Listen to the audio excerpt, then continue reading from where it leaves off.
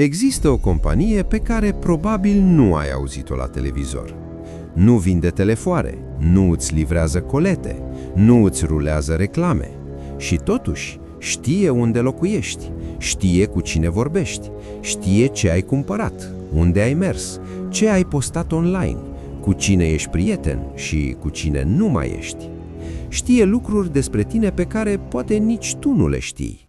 Se numește Palantir Technologies și în timp ce tu citești aceste cuvinte, sistemele ei analizează milioane de vieți în timp real pentru guverne, armate și agenții de informații din întreaga lume. Aceasta nu este o poveste science fiction. Aceasta este realitatea anului 2026. Și ea a început cu un singur om, o idee și banii CIA. Pe 11 septembrie 2001, lumea s-a schimbat. Dar ceea ce puțini știu este că în haosul care a urmat s-a descoperit ceva profund deranjant. Nu a lipsit informația. Informația exista. CIA știa unele lucruri, FBI știa altele, NSA și ele. Dar sistemele lor nu vorbeau între ele. Bazele de date erau izolate. Analiștii nu puteau conecta punctele. Raportul Comisiei de Investigare a Atacurilor din 11 septembrie a numit asta un eșec al imaginației și al tehnologiei. Și un om, undeva în Silicon Valley, a citit acel raport și s-a gândit, am văzut asta înainte. Acel om era Peter Thiel. Thiel nu era un om obișnuit, era cofondatorul PayPal, jucător de șah la nivel de maestru național, filozof și vizionar libertarian. Și la PayPal, el și echipa lui se confruntaseră cu exact aceeași problemă, rețele sofisticate de fraudă care se ascundeau în zgomotul datelor. Soluția lor fusese să construiască un sistem care să conecteze punctele, care să vadă tipare acolo unde ochiul uman nu vedea nimic. Ce dacă, și-a spus Thiel, am putea face același lucru pentru terorism? În mai 2003, la mai puțin de 2 ani după atacuri, Thiel a înregistrat oficial o nouă companie. A numit-o după un obiect din universul lui Tolkien, palantirele, pietrele văzătoare din Stăpânul Inelelor, artefacte magice care permiteau deținătorilor lor să vadă la distanțe imense, dar care, folosite greșit, te puteau corupe, te puteau controla, te puteau distruge. Era poate un avertisment codificat chiar în numele companiei. Thiel și-a adunat echipa cu grijă chirurgicală. A recrutat Nathan Gettings, un inginer PayPal. A adus 2 studenți de la Stanford, Joe Lonsdale și Stephen Cohen, și pentru rolul de CEO, cea mai importantă decizie, l-a ales pe Alex Karp, un prieten din facultatea de drept care nu știa să scrie o singură linie de cod. Karp era filozof și a luat doctoratul la Universitatea Goethe din Frankfurt. Teza sa era despre agresiune și identitate politică. Fusese student al lui Jürgen Habermas. Nu era omul tipic din Silicon Valley. Și tocmai de aceea l-a ales Thiel. Thiel știa că o companie care gestionează datele secrete ale statelor naționale nu putea fi condusă de un inginer obsedat de scalabilitate. Trebuia condusă de cineva care înțelegea puterea, consecințele ei morale și riscul corupției. Sau cel puțin asta era narațiunea oficială. Acum venea cea mai mare provocare, finanțarea. Silicon Valley i-a respins, sistematic. La o întâlnire cu Sequoia Capital, unul dintre cei mai influenți investitori din lume, CEO-ul lor, Michael Moritz, a stat și a mâzgălit în caietul lui pe tot parcursul prezentării. Un alt VC le-a spus direct că ideea lor este un eșec garantat. Dar nu Silicon Valley i-a salvat. I-a salvat CIA. Mai exact, brațul de capital de risc al CIA, In-Q-Tel. Fondată în 1999, In-Q-Tel exista cu un singur scop, să identifice și să finanțeze tehnologii care să ofere avantaj strategic comunității de informații americane. Era practic departamentul de inovație al spionajului american. În 2005, In-Q-Tel a investit în Palantir, Suma era modestă, aproximativ 2 milioane de dolari, dar valoarea reală nu era în bani, era în credibilitate, era în acces, era în faptul că CIA îți deschidea ușile pe care nimeni altcineva nu le putea deschide. Thiel însuși a investit peste 30 de milioane de dolari din banii lui. Și astfel, dintr-un birou nondescript din Palo Alto, cu o echipă de câțiva ingineri și filozofi, finanțați de CIA și de un libertarian miliardar, s-a născut una dintre cele mai puternice și mai înfricoșătoare companii din istoria modernă. Deci ce face concret Palantir? Imaginează-ți toate datele pe care un stat le colectează despre cetățenii săi. Dosare medicale, declarații fiscale, istorice de călătorie, rapoarte de poliție, date de la camere de supraveghere, activitate pe rețele sociale, înregistrări telefonice, conturi bancare. Aceste date stau, în mod normal, în sisteme separate, izolate unele de altele. Nu comunică, nu pot fi interogate simultan. Palantir construiește puntea. Produsul lor flagship se numește Palantir Gotham, o platformă destinată agențiilor de informații, armatei și poliției. Gotham ia datele disparate, le fragmentează în cele mai mici componente posibile și apoi le reconectează într-o rețea unificată interogabilă. Rezultatul? Un analist poate, în câteva ore, să construiască un profil complet al unui individ, rețeaua lui socială, tiparele de mișcare, asocierile suspecte, istoricul financiar, ceva ce anterior ar fi durat săptămâni întregi. Gotham a fost folosit de CIA pentru a detecta bombe artizanale în Irak și Afganistan.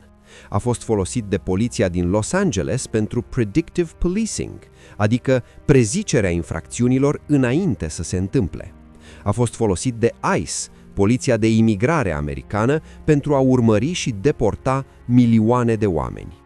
Și mai există Palantir Foundry, versiunea comercială pentru corporații și spitale și firme de consultanță. Și Palantir AIP, cel mai recent produs care integrează inteligența artificială direct peste datele clienților, permițând sisteme AI să ia decizii operaționale în timp real. Pe scurt, Palantir nu este o simplă bază de date, este un sistem care transformă informația brută în putere de decizie. Și, în mâinile greșite, sau chiar ale celor cu intenții bune, dar cu puteri nelimitate, această tehnologie poate deveni cel mai elaborat instrument de control al populației din istoria omenirii.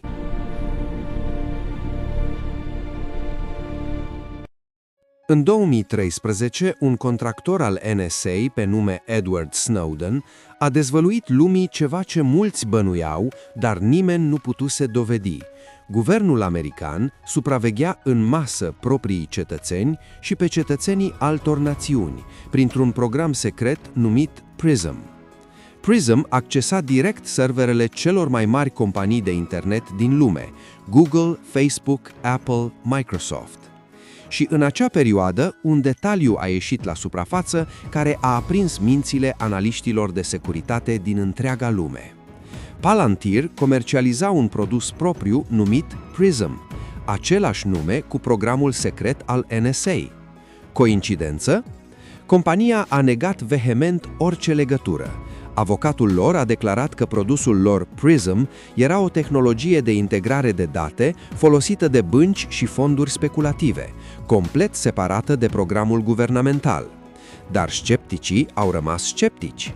Pentru că Palantir fusese finanțată de CIA, pentru că printre clienții lor se numărau NSA, FBI, CIA, DHS și cel puțin 12 agenții guvernamentale americane, conform unui document clasificat scurs în 2013. Pentru că tehnologia lor era exact ceea ce ar fi avut nevoie PRISM să funcționeze, un sistem de integrare a datelor eterogene din surse multiple. Dacă Palantir nu era inima programului de supraveghere în masă al NSA, era cel puțin un organ vital al aceluiași organism. Avansăm în timp până în prezent. Donald Trump revine la putere în 2025 și cu el vine DOG, Departamentul pentru Eficiența Guvernamentală, condus de Elon Musk, un alt veteran al mafiei PayPal. Și care este compania pe care administrația Trump o pune în centrul proiectului de modernizare a statului american? Palantir. Cifrele sunt amețitoare. Palantir a primit peste 113 milioane de dolari în contracte federale din momentul în care Trump a preluat puterea. Departamentul Apărării a acordat un contract de 795 de milioane de dolari, bani care nu au fost încă cheltuiți, și sunt în negocieri cu Administrația de Securitate Socială și cu Serviciul Fiscal American, IRS. Ce înseamnă asta în practică? Un fost executiv din tehnologie a explicat astfel: platformele lor pot agrega date din declarații fiscale, informații despre angajare, statut de imigrare, câți copii ai, dacă copiii tăi sunt legali sau ilegali, și apoi aplică inteligența artificială deasupra și prezice mișcări și tipare. Scopul declarat al administrației este crearea unei baze de date federale unificate care să conțină tot ceea ce guvernul știe despre fiecare cetățean american. Un angajat ACLU, Uniunea Americană pentru Libertăți Civile, a descris asta astfel: preocuparea supremă este un panopticon al unei singure baze de date federale cu tot ce știe guvernul despre fiecare persoană din această țară. Panopticon. Termenul a fost inventat de filozoful Jeremy Bentham în 1791 pentru a descrie o închisoare în care un singur gardian putea supraveghea toți deținuții, fără ca aceștia să știe dacă sunt observați sau nu. Michel Foucault l-a transformat într-o metaforă a puterii și acum, în 2025, nu mai este o metaforă. Dar poate cel mai tulburător aspect al poveștii Palantir nu vine din afară, vine din interior. Juan Sebastián Pinto a lucrat pentru Palantir ca strateg de conținut. A plecat la sfârșitul anului 2022 fără să semneze acordul standard de confidențialitate, o raritate la Palantir, unde angajații obișnuiesc să plece legați prin clauze juridice extrem de stricte. Și a vorbit. Ce făceam în realitate era să ajut o companie să creeze un monopol asupra luării deciziilor prin inteligența artificială, începând cu Guvernul Federal, a declarat el. Guvernul Federal este clientul inițial, dar scopul final este mult mai larg. În 2025, 13 foști angajați ai Palantir au semnat o scrisoare deschisă cerând companiei să renunțe la colaborarea cu administrația Trump. Una dintre semnatare, inginerul Linda Shia, a declarat că problema nu era tehnologia în sine, ci intenția cu care urma să fie folosită. Un alt grup de foști angajați a acuzat compania că este din ce în ce mai complice, normalizând autoritarismul sub masca unei revoluții conduse de oligari. Câțiva angajați activi care au vorbit anonim au spus că sunt îngrijorați de deteriorarea reputației companiei, că sistemele de securitate ale Palantir sunt la fel de bune ca oamenii care le folosesc, că concentrarea atâtor date sensibile într-un singur loc creează riscuri colosale de breșă de securitate și că, odată ce un astfel de sistem este construit, este aproape imposibil de dezmembrat. Și în centrul tuturor acestora se află Alex Karp, CEO-ul care citea Hegel în timp ce colegii lui din Silicon Valley citeau cărți de management. Omul cu părul mereu în dezordine, cu discursuri inflamate despre valorile occidentale și necesitatea de a câștiga pe câmpul de luptă. Omul care îi numește pe rivalii lui băiații răi și care spune că Palantir există pentru a apăra democrația.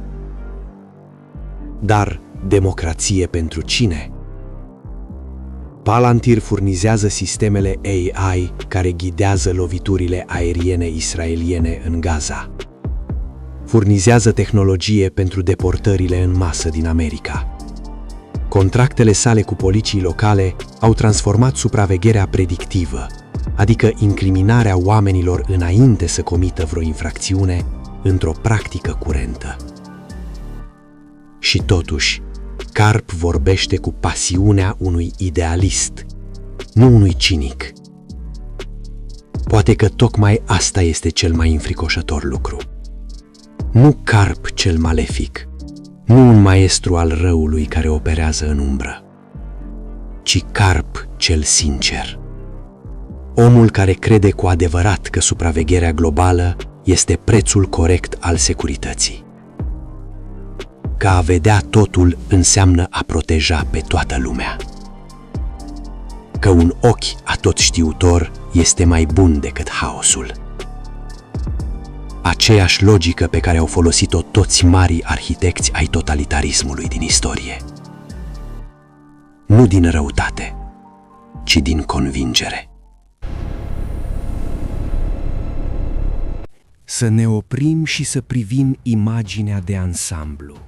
Avem o companie fondată cu bani de la CIA, al cărei software este acum instalat în inima aparatului de stat american. Avem un sistem care poate integra datele fiscale, medicale, de imigrare, de poliție și de rețele sociale ale fiecărui cetățean. Avem o inteligență artificială plasată deasupra acestui sistem care poate prezice comportamente, mișcări, intenții. Avem un contract cu armata israeliană pentru lovituri militare ghidate de AI. Avem contracte cu poliția din 10 de state americane pentru poliție predictivă. Avem discuții pentru a extinde accesul la dosarele de pensii și la dosarele fiscale ale tuturor americanilor. Și avem o dinamică clară. Odată ce un astfel de sistem este construit, nicio administrație ulterioară nu va renunța la el de bunăvoie. Un cercetător care studiază guvernanța datelor a scris: fără reguli clare și supraveghere independentă, există riscul ca tehnologia Palantir să devină modul implicit de guvernanță. Odată utilizate, astfel de sisteme sunt greu de dezmembrat. Ele creează noi așteptări de viteză și eficiență, făcând politic costisitoare întoarcerea la procese mai lente. Gândiți-vă la asta. Fiecare administrație americană de acum înainte, republicană sau democrată, va moșteni această infrastructură de supraveghere și va fi tentată să o folosească. Împotriva inamicilor politici, împotriva protestatarilor, împotriva jurnaliștilor, împotriva oricui consideră o amenințare. Istoria americană ne oferă avertismente, supravegherea în masă a comunităților musulmane după 11 septembrie, monitorizarea activiștilor pentru drepturi civile în anii 60, urmărirea protestatarilor antirăzboi în era Vietnam. De fiecare dată, sistemele au depășit scopul inițial. De fiecare dată, amenințarea s-a extins pentru a include mai mulți oameni. Revenind la întrebarea de la care am pornit, există o companie care știe unde locuiești, știe cu cine vorbești, știe ce cumperi, unde mergi, cu cine ești prieten. Și acum, această companie este în negocieri pentru a accesa declarațiile tale fiscale, dosarele tale medicale, istoricul tău de pensionare. Iar cei care conduc guvernul care folosește această companie spun că o fac pentru eficiență, pentru securitate, pentru binele tău. Pietrele văzătoare din Tolkien, palantirele, aveau o proprietate periculoasă. Cel care privea prin ele vedea mult, dar cel care controla cea mai puternică piatră putea să-i arate celorlalți ce voia el să vadă, putea distorsiona realitatea, putea manipula. Sauron controla piatra maestră. Și astfel, chiar și cei mai buni regi, privind prin pietrele lor cu intenții pure, ajungeau să vadă o lume filtrată prin voința celui rău. Thiel a ales cu bună știință acest simbol pentru compania lui. Întrebarea pe care trebuie să ne opunem nu este dacă Palantir este rău. Întrebarea este cine controlează piatra maestră și ce ne arată ea. Pentru că dacă cineva poate vedea totul și tu nu poți vedea nimic din ce vede el, atunci nu trăiești într-o democrație. Trăiești în interiorul unui Palantir. Dacă ți-a plăcut acest documentar, lasă un comentariu cu ce subiect vrei să investigăm data viitoare. Și dacă crezi că mai există oameni care trebuie să audă povestea Palantir, distribuie.